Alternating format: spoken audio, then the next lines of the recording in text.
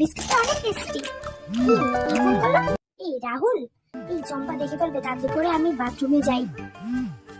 এই বাথরুমে কি দরজা খুলছে?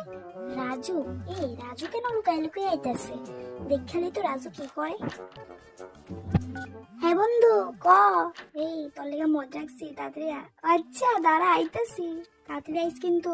ঠিক আছে ঠিক আছে, আমি আইতাছি। আমি তাড়াতাড়ি করে ওদের ক্রিম নেই কাল ওই গালির ভিতরে থাপড়ে থাপড়িয়া।